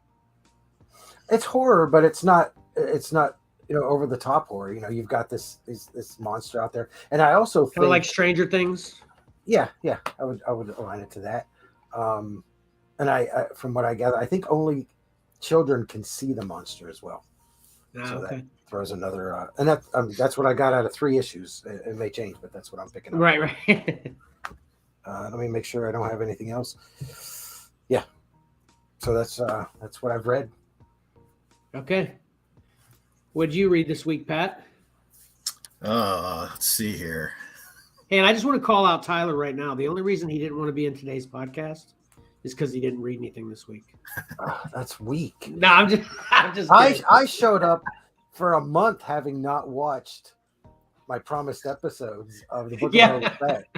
I mean, I'm just sad I only get to play that audio that one time. You can play it every time. Yeah, that's weak, Tyler. Come on, man up. I'm just kidding. He didn't say that. I don't know what he's got going on. He just said he wants to do every other week is what he's talking about. I'm like, whenever you can, it's fine. Anyway, Pat, sorry to interrupt. Go. That's all right. Yeah. Okay. Here's my little conglomerate of reading. I read, a big chunk of Spider-Man this week. I'm all caught up. Okay. So I'm going to go ahead and just do this. So you can't see me ducking down and looking at my notes. Okay. That's a good idea too, to have them all kind of together like that too. So. Hey, can you hook me up, Kevin? Yeah. There we go. Hey, there, perfect. Sorry. So, this whole Beyond storyline in Spider-Man, this is Ben Reilly taking over as Spider-Man, which, you already know there's a new Spider-Man #1 coming out. They're bailing on this. I thought this would be at least a year-long, story, and apparently not. They're already bailing on it. And it's been hit or miss not because of Ben Reilly being Spider-Man. I don't mind that. I mean, you can shake things up every once in a while, but I think the part about this that I don't like is the rotating writers. They just don't seem to mesh. Especially this first 2 issues, I believe, here were done by a writer named Cody Ziegler, and I don't like him. He is not a good writer, in my opinion. I think he comes from a television background. He works a lot. I think he worked on Rick and Morty and some other animation shows, and I think he's more of a more humorous bent to his writing. But I just don't think he's a great comic book writer. It's funny. It pulled me right out of it right away in this first issue with Doc Ock there on the cover, where, you know, within the first half of the book, he had Ben Reilly, you know, saying "oof" 3 times. You know, it's like it just pulls you out. And now I will say that these 2 issues were drawn by Paco Medina, who is an artist that I had really liked in the past. You know, but I think, and I'm going to chalk it up to him going all digital. There's just something about, you know, his work recently that seems looser and not as well defined and detailed. You can still see Paco Medina there, but I'm just not enjoying it like I have in the past. His style is sort of degressing for me. But 2 of these issues were written by Jeb Wells, and I think he gets Spider-Man. Those issues were fine. And there was an issue in between where I found a little back. This will tie together. We talk about this after our weekly reading spot here, but excuse me, the artist on the next to last issue there, with Cap holding the Spider-Man outfit, which was sort of the first time we got to catch up with Peter Parker in a while, to see how he's doing. He's been on the bench, he injured, and he's trying to get back into the game. But this issue was drawn by Carlos Gomez, you know, and I'm seeing his cap throughout the book, and I'm like, that cap, is sort of familiar looking. And it finally hit a bell in my head, and I tied it together with the mystery Marvel merchandising licensing artist that Kevin had been talking about in the previous weeks. Hallelujah. Yeah, I looked him up on social media, and sure enough, yeah, that was him. I could tell, it was his cap that did it for me. I could just tell certain elements of Cap's face and things, and it had to be him. And it turned out it was. So we solved that mystery, and we talk about that a little bit later. Yeah, that was awesome. Yeah. But overall, the overall story arc here happening in Spider-Man, I don't think is terrible. It's just the choppiness of going back and forth from writer to writer. I know they all, they're conglomerating and working on this overall story together, but it just comes across as choppy at times. Excuse me. Okay, so moving away from Spider-Man, She-Hulk #1. Okay, so we know Mike did not like this book at all. I did not think it was horrible.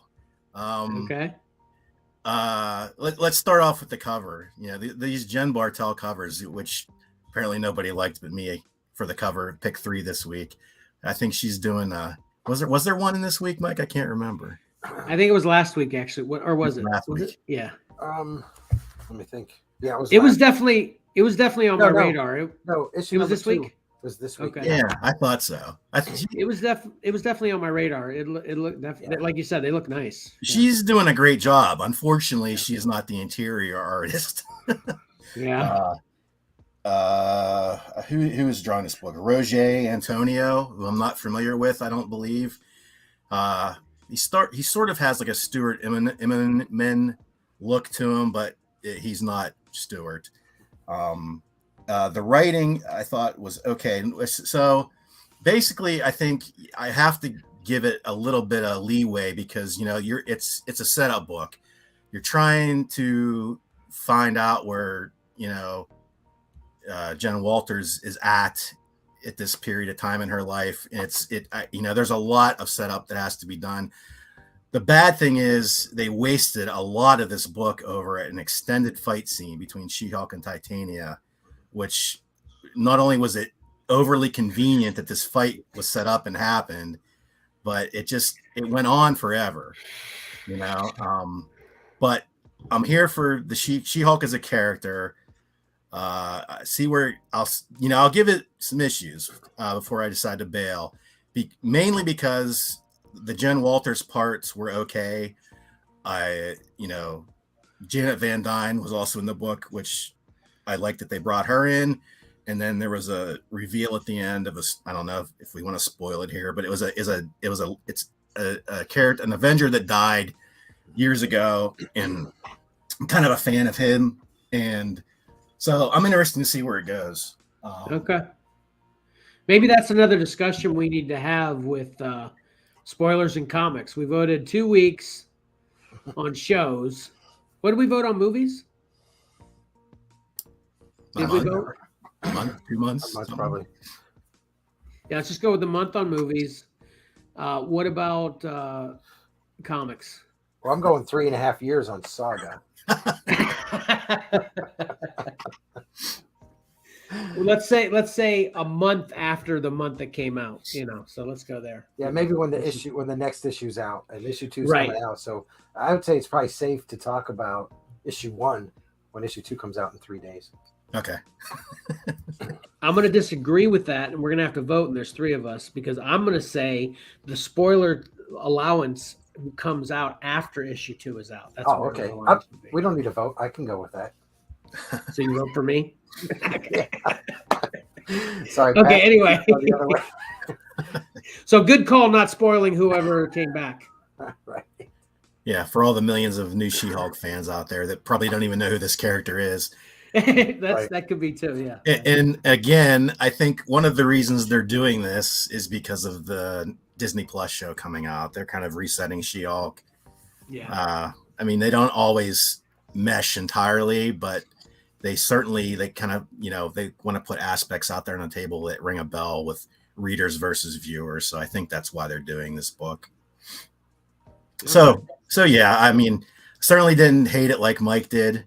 The covers are definitely going to help me continue to buy until I finally decide one way or the other. But yeah, that's where I'm at with She-Hulk. And the last book I read was Saga 55. And obviously I'm not going to go into big spoilers either. Like Mike, I wanted to ask Mike, did you have any idea who, besides Hazel, who the characters were on this cover? No, Alana, I recognize her. I had I didn't know that was her. So, okay. Yeah. So that was also, and they did a lot of things in this book. Like you said, it was sort of Brian K. Vaughan sort of giving voice to himself. There were a lot of things in this issue that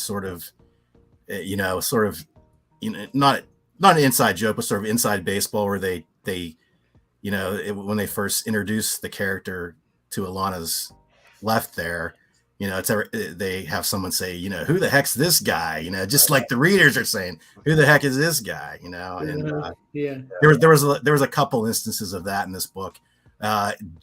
They jumped right back into the world of Saga. It's just shocking as ever, that's for sure. Yeah, when you first get to Alana, you're just like, okay, there we go. And also I kind of feel like that was another callback to issue 1, because that caused a lot of sort of shock waves. Yeah, and it's funny because I wonder when Fiona is reading the script, and when she's going, okay, I need to draw this, and what's going through her mind. Obviously she draws it, she's really good at it. And the character designs are all hers, so I just wonder what goes through her mind, if she gets a giggle out of it and stuff. And that's one thing, I met Brian a few years ago, and if I get a chance to meet him again, that's definitely a question I'm going to ask him, because I don't know, I don't think Fiona does too many as many shows as Brian, but that's definitely the first question I'm asking him. What's her response? Brian, are you serious? He's got to be ready to draw anything, that's for sure. Yeah, but it's good. Yeah, good to be back in that world. Yep. So that was a good list of books. We kicked some butt this week. So actually start. I've read more, but yeah, I don't. It's like holy cow. Yeah, it's a great motivator. It was easy to get on that Spider-Man roll, just one after another, just getting through them. So yeah. So, all right. So I guess it's time for a recap. So how are we doing this, Mike? We taking turns? Is that what we're doing? You got the reins? What are we doing? If I only had a reminder, I completely forgot. You didn't take. I know. Oh, you did. No, I didn't take notes. I remember. Oh, I thought you were joking. I thought you were saying you were joking about you didn't. Oh, okay. So then let's just take turns. I'll go first. Okay. You go first. Don't buy books that are trash. Okay, just leave them in the trash. You'll find them again later when they're not trash. Mike? That's good. Let's see. Thrones are not good. How you stole Patrick's?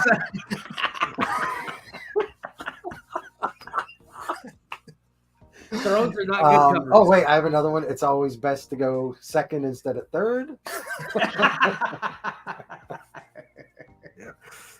And I sure miss Johnny. That's good too. Yeah. I'll stop there. I don't want to take any more from Patrick. Patrick, you got any? No, I was just gonna basically say, in the Game of Thrones, I sit on my throne and give covers with thrones. Yeah. So and then the other thing is just that Mike's Saturday short show is good, and so is Patrick's Toys on the Horizon. So on that note, I just want to also throw out a reminder about all of the shows. So we've got the live stream, obviously, at 1-ish every Sunday. And then on Thursdays, another live stream, 7-ish. And then Mike's, I'll change that to where it says Saturday short show later. Yep. But Mike's Saturday short show, that'll be out on Saturdays. And I guess sometimes it might be live, sometimes it might be pre-recorded. That'll kind of vary, right? Yeah, and I would say 10-ish instead of 8-ish. Okay, 10-ish. Okay. And then I'll do my best, and I'm getting better at it, so I should be able to accomplish it. That I'll get the live stream into an edited podcast form the subsequent days. So Sundays will be out Monday, and then Thursdays will be out Friday. That's the one I've been failing the most on because of various reasons. So, but I'll get on top of it. So I think that'll do it. What? Oh yeah, yeah. Bearded guy in the bottom. Yeah. I just read this right before the show started. Marvel is doing a Mandalorian miniseries, 8 issues. Each issue is going to be one episode of the Mandalorian TV show. Oh wow! When's that start coming out? Yep. I think May or June. Okay. So we got a bit to get it pre-ordered. Right. Was it in this month's previews? No. I didn't see No, it. not yet. Okay. So it'll probably be in next month's if it comes out in May, right? Yeah, I'll put something up on the Excel page. Okay, cool. Okay. So that'll do it. Great job, guys. Yeah, well done. And on that note, don't forget that reading a great story is fun and appreciating great art is awesome. So why not pick up a comic book and do both? Seller out.